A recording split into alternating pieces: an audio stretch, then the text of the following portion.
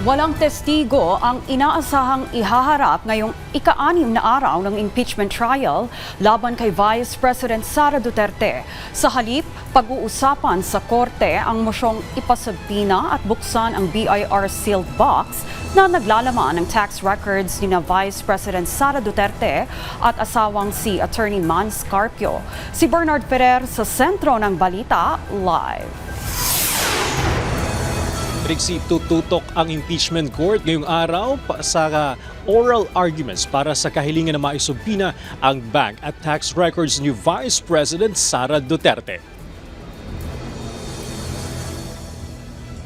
Sa ika-6 na araw ng impeachment trial ni Vice President Sara Duterte, walang haharap na testigo. Sa halip, ilalahad ng prosecution at defense panels ang kanilang oral arguments kaugnay ng hiling na may pasubpina ang mga bank at tax records ni Vice President Duterte. Ang House Prosecution Panels ang humiling sa impeachment court na magpalabas ng subpina para sa mga nasabing dokumento bilang bahagi ng pagtalakay sa Article 2 ng Articles of Impeachment o umano'y unexplained wealth.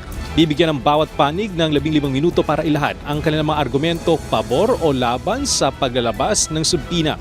Magkakaroon din ng tig 10 minuto naman para sa kanilang rebuttal pagkatapos ng mga argumento. Magpupulong sa private caucus ang mga senator judges para pagpasyahan kung maglalabas ng subpina o kung kailangan pa ng karagdagang deliberasyon bago maglabas ng formal desisyon ang impeachment court. Nakatakdang humarap sana bilang ikatlo at ika-4 na testigo ng prosecution panel si Attorney Zuleika Lopez, ang Chief of Staff ni Vice President Duterte, at Captain Belinda Bello, ang Executive Director ng House of Representatives Legislative Security Bureau, pero hindi na ito tinuloy. Nagsusumite naman ang prosecution at defense panels ng kanilang listahan na magiging testigo para sa susunod na linggo bilang pagpapatuloy pa rin ng paglilitis ng pangalawang Pangulo. Trixie.